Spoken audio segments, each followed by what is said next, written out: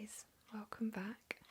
So today I wanted to continue reading for you Charlie and the Chocolate Factory. Okay, I had planned to do this for you last week and then some things sort of happened and I had to change my plans, so sorry it delayed it, but here I am now, and thank you for your patience.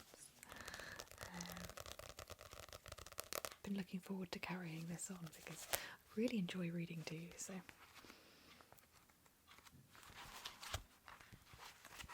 haven't got much of it left now.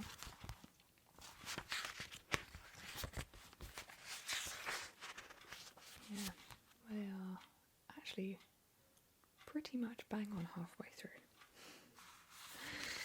So we're on to chapter 17, which is Augustus Gloop Goes Up the Pipe. Okay.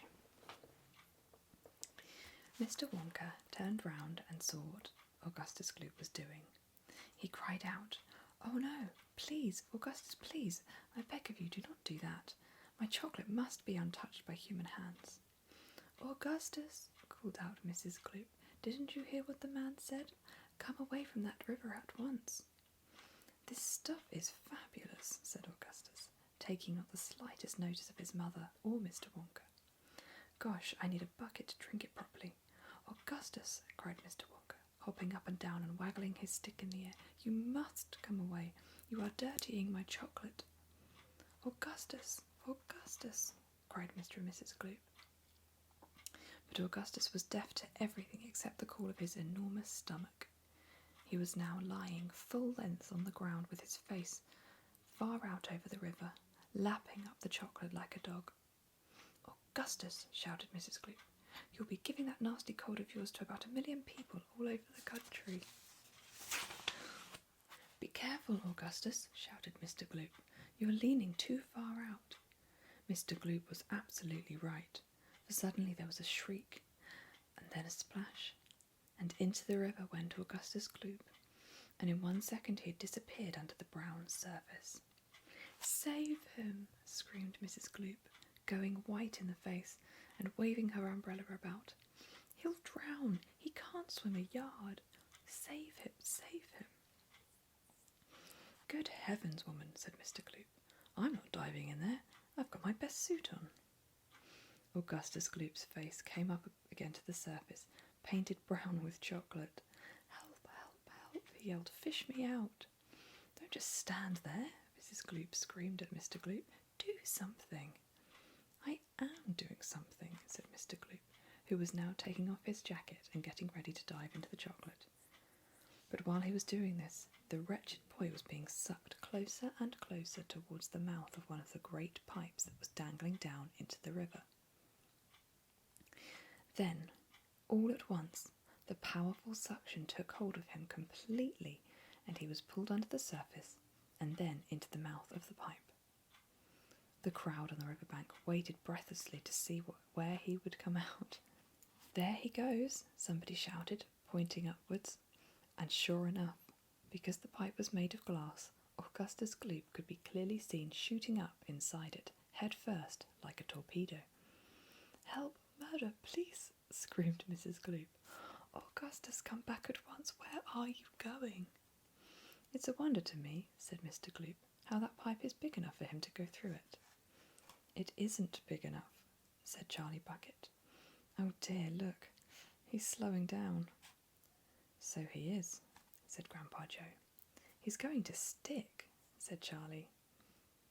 "I think he is," said Grandpa Joe. "By golly, he has stuck," said Charlie. "It's his stomach that's done it," said Mr. Gloop. "He's blocked the whole pipe." "Smash the pipe!" yelled Mrs. Gloop, still waving her umbrella. "Augustus, come out of there at once." The watchers below could see the chocolate swishing around the boy in the pipe, and they could see it building up behind him in a solid mass, pushing against the blockage. The pressure was terrific.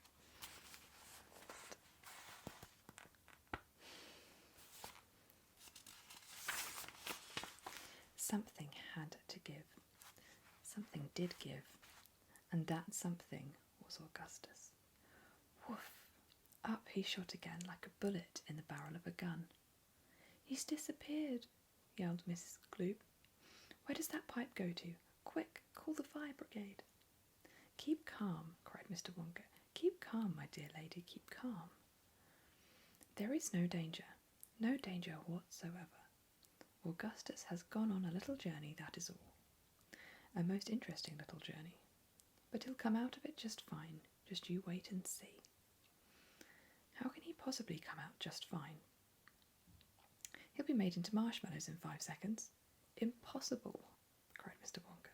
Unthinkable, inconceivable, absurd.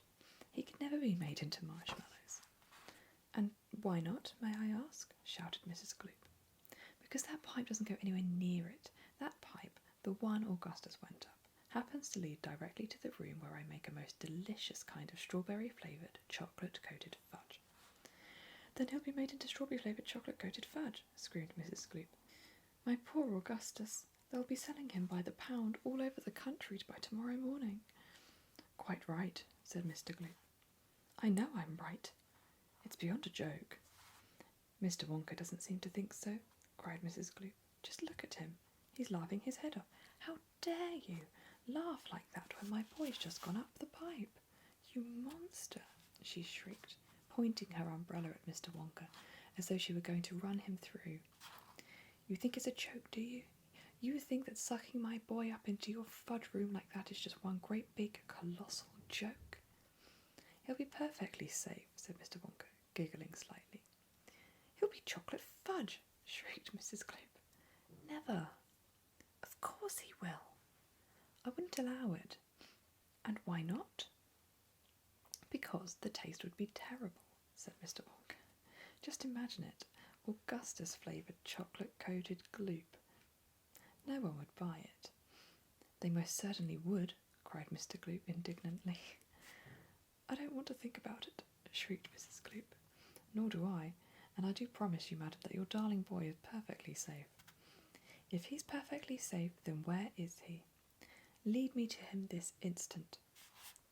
Mr. Wonka turned around and clicked his fingers sharply. Click, click, click, 3 times. Immediately an Oompa-Loompa appeared, as if from nowhere, and stood beside him. The Oompa-Loompa bowed and smiled, showing beautiful white teeth. His skin was rosy white, his long hair was golden brown, and the top of his head came just above the height of Mr. Wonka's knee. He wore the usual deerskin slung over his shoulder. Now listen to me, said Mr. Wonka, looking down at the tiny man. I want you to take Mr. and Mrs. Gloop up to the fudge room and help them find their son, Augustus. He's just gone up the pipe.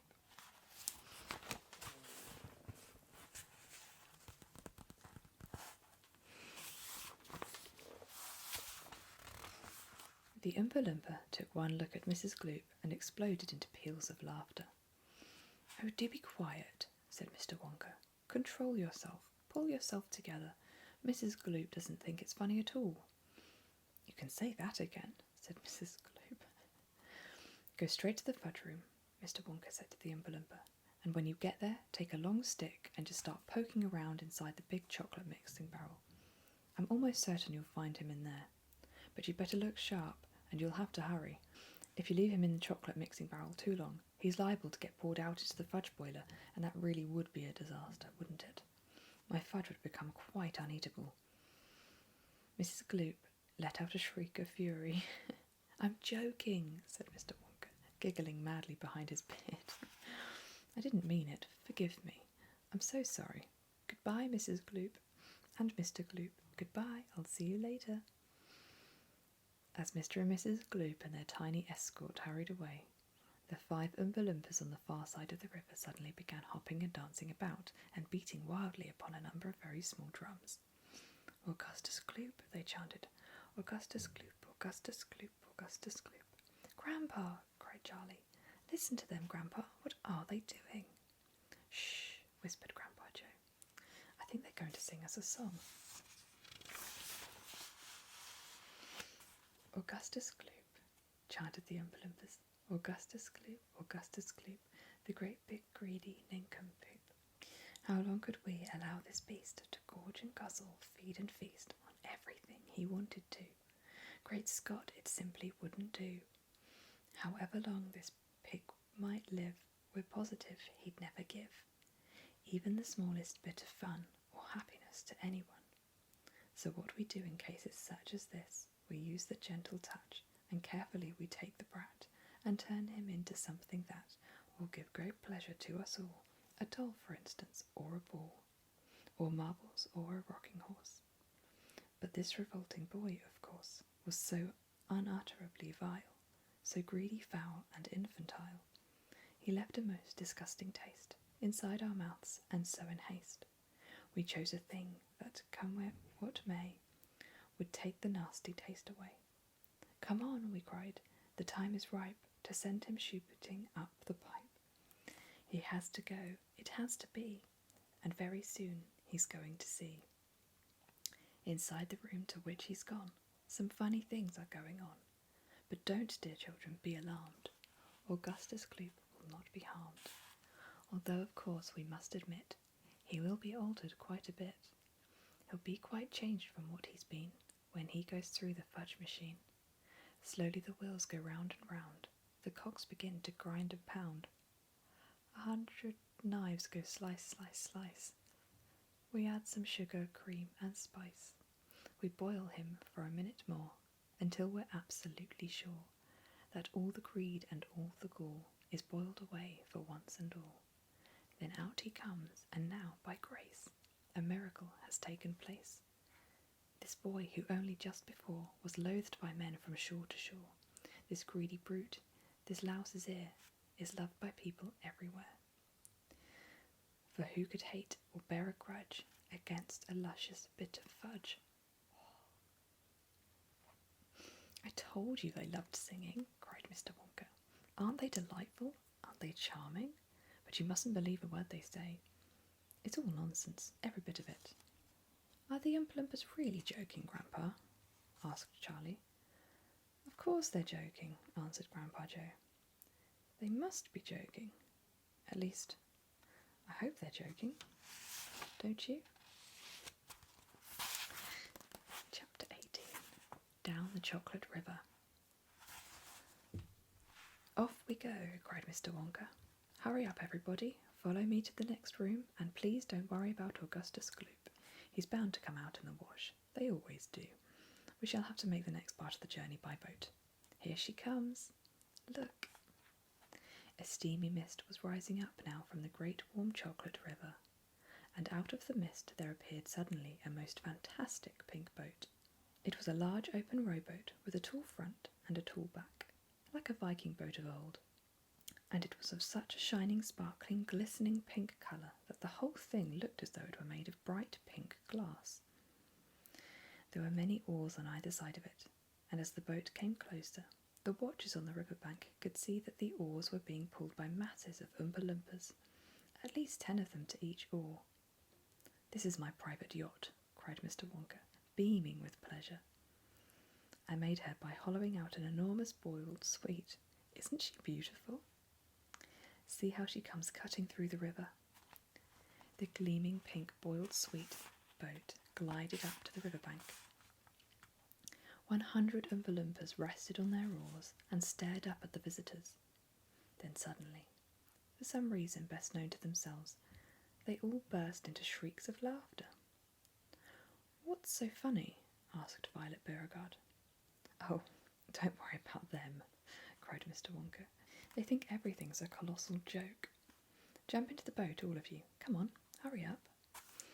As soon as everyone was safely in, the Oompa-Loompas pushed the boat away from the bank and began to row swiftly downriver.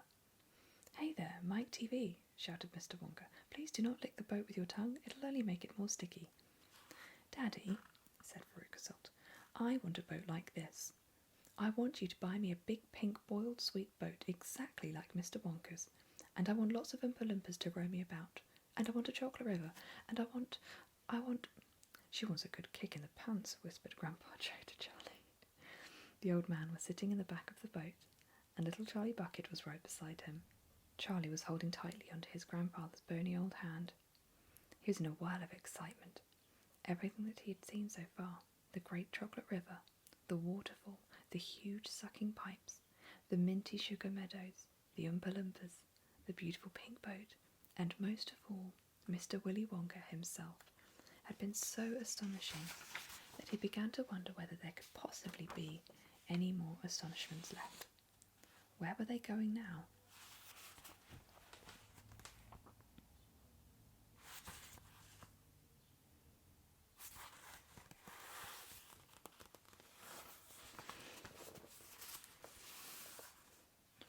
What were they going to see? And what in the world was going to happen in the next room? "Isn't it marvellous?" said Grandpa Joe, grinning at Charlie. Charlie nodded and smiled up at the old man. Suddenly, Mr. Wonka, who was sitting on Charlie's other side, reached down into the bottom of the boat, picking up a large mug, dipped it into the river, filled it with chocolate, and handed it to Charlie. "Drink this," he said. "It'll do you good. You looked starved to death." Then Mr. Wonka filled a second mug and gave it to Grandpa Joe. "You too," he said. "You look like a skeleton. What's the matter? Hasn't there been anything to eat in your house lately?" "Not much," said Grandpa Joe. Charlie put the mug to his lips, and as the rich, warm, creamy chocolate ran down his throat into his empty stomach, his whole body from head to toe began to tingle with pleasure, and a feeling of intense happiness spread over him. "You like it?" asked Mr. Wonka. "Oh, it's wonderful," Charlie said. "The creamiest, loveliest chocolate I've ever tasted," said Grandpa Joe, smacking his lips. "That's because it's been mixed by waterfall," Mr. Wonka told him. The boat sped on down the river. The river was getting narrower. There was some kind of dark tunnel ahead, a great round tunnel that looked like an enormous pipe, and the river was running right into the tunnel, and so was the boat. "Row on," shouted Mr. Wonka, jumping up and waving his stick in the air. "Full speed ahead." And with the Oompa-Loompas rowing faster than ever, the boat shot into the pitch-dark tunnel, and all the passengers screamed with excitement. "How can they see where they're going?" shrieked Violet Beauregard in the darkness. "There's no knowing where they're going," cried Mr. Wonka, hooting with laughter. "There's no earthly way of knowing which direction they are going. There's no knowing where they're rowing, or which way the river's flowing. Not a speck of light is showing, so the danger must be growing. For the rowers keep on rowing, and they're certainly not showing any signs that they are slowing." "He's gone off his rocker," shouted one of the fathers aghast, and the other parents joined in the chorus of frightened shouting. "He's crazy," they shouted. "He's balmy, he's nutty, he's screwy, he's batty, he's dippy, he's dotty, he's daffy, he's goofy, he's beany, he's buggy, he's wacky, he's loony." "No, he's not," said Grandpa Joe. "Switch on the lights," shouted Mr. Wonka. And suddenly on came the lights, and the whole tunnel was brilliantly lit up, and Charlie could see that they were indeed inside a gigantic pipe, and the great upward curving walls of the pipe were pure white and spotlessly clean. The river of chocolate was flowing very fast inside the pipe, and the Oompa-Loompas were all rowing like mad, and the boat was rocketing along at a furious pace. Mr. Wonka was jumping up and down in the back of the boat and calling to the rowers to row faster and faster still. He seemed to love the sensation of whizzing through a white tunnel in a pink boat on a chocolate river, and he clapped his hands and laughed, and he kept glancing at his passengers to see if they were enjoying it as much as he. "Look, Grandpa," cried Charlie. "There's a door in the wall." It was a green door, and it was set into the wall of the tunnel, just above the level of the river. As they flashed past it, there was just enough time to read the writing on the door. "Storeroom number 54, it said. "All the creams, dairy cream, whipped cream, violet cream, coffee cream, pineapple cream, vanilla cream, and hair cream." "Hair cream?" cried Mike TV. "You don't use hair cream." "Row on," shouted Mr. Wonka. "There's no time to answer silly questions." They streaked past a black door. "Storeroom number 71, it said on it. Whips, all shapes and sizes, cried Veruca Salt. "What on earth do you use whips for?" "For whipping cream, of course," said Mr. Wonka. "How can you whip cream without whips? Whipped cream isn't whipped cream at all unless it's been whipped with whips, just as a poached egg isn't a poached egg unless it's been stolen from the woods in the dead of the night. Row on, please." They passed a yellow door on which it said, "Storeroom number 77. All the beans, cocoa beans, coffee beans, jelly beans, and has-beens." "Has-beens?" cried Violet Beauregard. "You're one yourself," said Mr. Wonka. "There's no time for arguing. Press on, press on." But 5 seconds later, when a bright red door came into sight, he suddenly waved his golden-topped cane in the air and shouted, "Stop the boat!" Number 19. The Inventing Room. Everlasting Gobstoppers and Hair Toffee. When Mr. Wonka shouted, "Stop the boat," the Oompa-Loompas jammed their oars into the river and backed water furiously. The boat stopped. The Oompa-Loompas guided the boat alongside the red door. On the door it said, "Inventing Room, Private, Keep Out." Mr. Wonka took a key from his pocket, leaned over the side of the boat, and put the key in the keyhole. "This is the most important room in the entire factory," he said. "All of my most secret new inventions are cooking and simmering in here. Old Vickle Gruber would give his front teeth to be allowed inside just for 3 minutes. So would Prodnose and Slugworth and all the other rotten chocolate makers. But now, listen to me. I want no messing about when you go in, no touching, no meddling, and no tasting. Is that agreed?" "Yes, yes," the children cried. "We won't touch a thing." "Up to now," Mr. Wonka said, "nobody else, not even an Oompa-Loompa, has ever been allowed in here." He opened the door, stepped out of the boat and into the room. The 4 children and their parents all scrambled after him. "Don't touch," shouted Mr. Wonka, "and don't knock anything over." Charlie Bucket stared around the gigantic room in which he now found himself. The place was like a witch's kitchen. All about him, black metal pots were boiling and bubbling on huge stoves, and kettles were hissing, and pans were sizzling, and strange iron machines were clanking and spluttering, and there were pipes running all over the ceiling and walls, and the whole place was filled with smoke and steam and delicious rich smells. Mr. Wonka himself had suddenly become even more excited than usual, and anyone could see that this room was the one he loved best of all.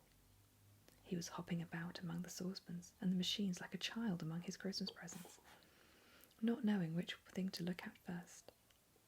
He lifted the lid from a huge pot and took a sniff. Then he rushed over and dipped a finger into a barrel of sticky yellow stuff and had a taste. Then he skipped across to one of the other machines and turned 6 knobs this way and that. Then he peered anxiously through the glass of a gigantic oven, rubbing his hands and cackling with delight at what he saw inside. Then he ran over to another machine, a small shiny affair that kept going fut, fut, fut, fut, fut, fut. And every time it went fut, a large green marble dropped out of it into a basket onto the floor. At least it looked like a marble.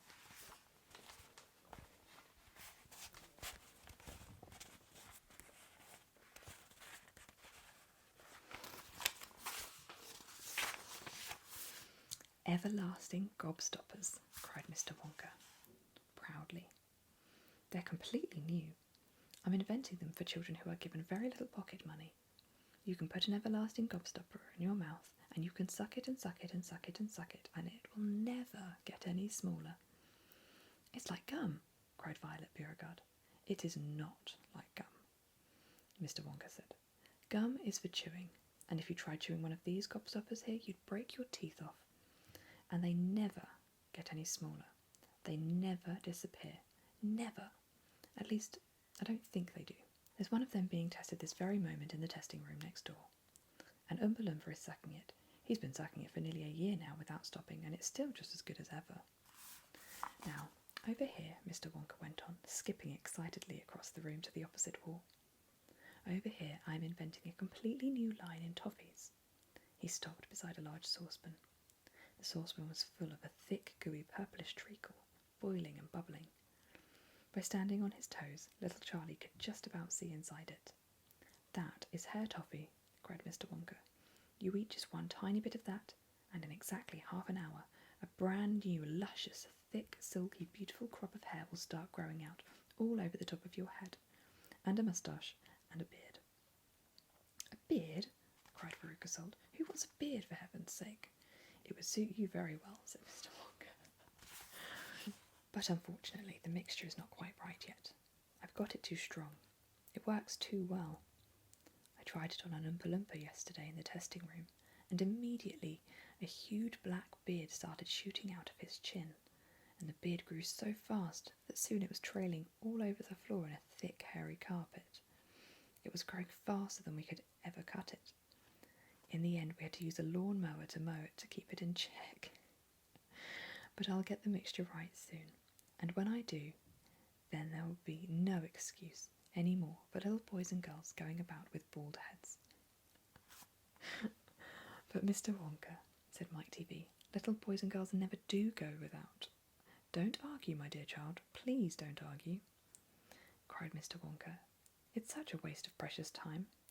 Now, over here, if you will all step this way, I will show you something that I am terrifically proud of. Oh, do be careful, don't knock anything over, and stand back.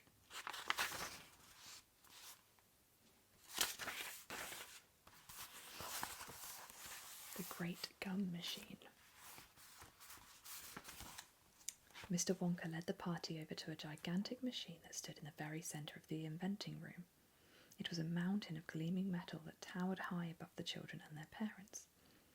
Out of the very top of it there sprouted hundreds and hundreds of thin glass tubes, and the glass tubes all curled downwards and came together in a bunch and hung suspended over an enormous round tub as big as a bath. Here we go, cried Mr. Wonka, and he pressed 3 different buttons on the side of the machine. A second later, a mighty rumbling came from inside it, and the whole machine began to shake most frighteningly, and steam began hissing out of it all over. And then suddenly the watchers noticed that runny stuff was pouring down the insides of all of the hundreds of little glass tubes and squirting out into the great tub below. And in every single tube, the runny stuff was of a different colour, so that all the colours of the rainbow, and many others as well, came sloshing and splashing into the tub. It was a lovely sight, and when the tub was nearly full, Mr. Wonka pressed another button, and immediately the runny stuff disappeared, and a whizzing, whirring noise took its place. And then a giant whizzer started whizzing around the inside the enormous tub, mixing up all of the different coloured liquids, like an ice cream soda. Gradually, the mixture began to froth. It became frothier and frothier, and it turned from blue to white to green to brown to yellow, then back to blue again. Watch, said Mr. Wonka. Click went the machine, and the whizzer stopped whizzing, and now there came a sort of sucking noise. And very quickly, all of the blue frothy mixture in the huge basin was sucked back into the stomach of the machine. There was a moment of silence, then a few queer rumblings were heard, then silence again. Then suddenly the machine let out a monstrous mighty groan, and at the same moment a tiny drawer, no bigger than the drawer in a slot machine, popped out of the side of the machine, and in the drawer there lay something so small and thin and grey that everyone thought it must be a mistake. The thing looked like a little strip of grey cardboard. The children and their parents stared at the little grey strip lying in the drawer. You mean that's all? Said Mike TV, disgusted. That's all, answered Mr. Wonka, gazing proudly at the result. Don't you know what it is? There was a pause. Then suddenly Violet Beauregard, the silly gum-chewing girl, let out a yell of excitement. By gum! It's gum! She shrieked. It's a stick of chewing gum. Right you are, cried Mr. Wonka, slapping Violet hard on the back. It's a stick of gum. It's a stick of the most amazing and fabulous and sensational gum in the world.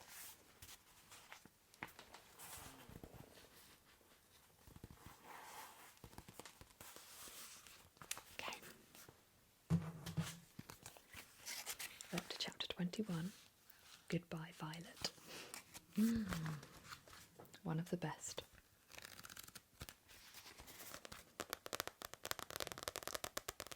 Well, I hope that you've enjoyed it today. more left to read, and then we'll have to decide what we're going to read next.